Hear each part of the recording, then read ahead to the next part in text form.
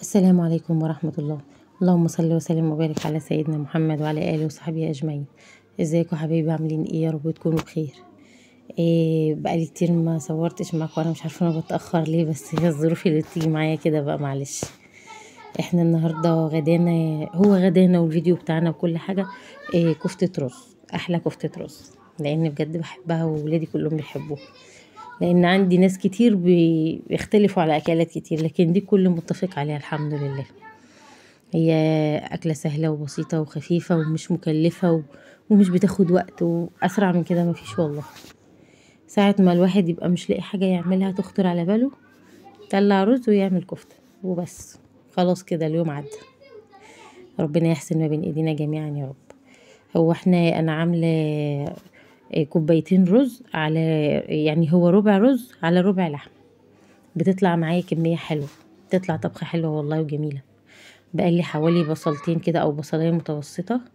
بدبلها بس في شويه زيت وسمنه مع بعض، او زيت بس او سمنه بس حسب ما انت بتحبي قدامك ايه. وحوالي كيلو الا ربع طماطم متصفيه مضروبه في الخلاط ومتصفيه.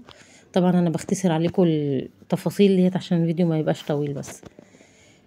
وبعد كده بقى بحطها على النار تتسبك، اول ما بتغلي كده بوطي عليها. كل ده وانا لسه ما صبعتش الكفته اصلا، لان الكفته دي ليها قصه تانية هقولها دلوقتي. كده بقى احنا عملنا التسبيكه بتاعه الكفته، وقطعنا البطاطس مكعبات، والرز طبعا جاهز بيتعمل في وقته. وهنا بقى قعدنا نصبع الكفته، بصبع معاكم بس كام صبع كده، وبعد كده بقعد مع نفسي بقى أنا اعملها. هي عباره عن ربع مفروم، ربع رز، ربطه كزبره مش شبت، كزبره بس، وبصلايه صغيره، وحوالي فصين 3 توم كده، والتوابل بقى بتاعتك كلها اللي انت بتحبيها. بس كده. بس انا بعملها بقى عند الجزار، انا ما بفرمها، ما بفرمهاش عندي، مش بفرمها عندي. يعني انا عندي الكب بس انا مش متعوده افرمها عندي، لان مش ضامنه نجاحها بصراحه. بعملها عند الجزار، وبعد كده بجيبها البيت بقى، بحطها في التلاجة حوالي نص ساعه او ساعه بس تتشمع، لان هي بتبقى سخنه من المكنه، وكمان بتلزق في الايد. بحطها في التلاجة بقى لغايه ما تتشمع شويه، وبعد كده بقعد بقى اصبعها بالشكل ده. طبعا احنا سبكنا الصلصة بتاعتنا و... والبطاطس بتاعتنا متقطعة، ورزنا جاهز وكله تمام. بتبقى واقفة على قلي الكفتة بس. قصة الكفتة بتاعتنا بقى ان احنا عندنا يعني حراميين بيسرقوا الكفتة من عندنا. اه والله، كل ما اجي اعملها قبل ما اسبكها لها واعمل خطواتها بتكون خلصت. فانا ببدأ شغلت دماغي بقى، عملت عملت الصلصة الأول، جهزت كل مشتملاتها الأول، وبعد كده حمرتها في الآخر. أنا بدلهم برضو، بس مش زي ما بتبدأي بيها هي الأول، لأن على بال ما بتعملي الحاجات دي كلها بتكون الكفتة الحمد لله يعني باقي منها تفاهات كده. عشان بس هما بيحبوها متحمرة، أنا نفسي مش بحبها متحمرة قوي، لأن بحس إن هي بتبقى نية وبتطلب مية كتير، وبتقفل المعدة على الآخر. لازم تستوي الأول سواها العادي. هنا بقى الصلصة بتاعتنا كانت اتسبكت، ممكن تزوديها شوربة لو عندك، ما عندكيش بتزوديها شوية مية، الاتنين بتبقى حقيقية واحدة يعني. والكفتة بتاعتنا لسه بتتحمر اهي. طبعا انا كان فاضل حوالي طاسة بس او اتنين من الكفتة.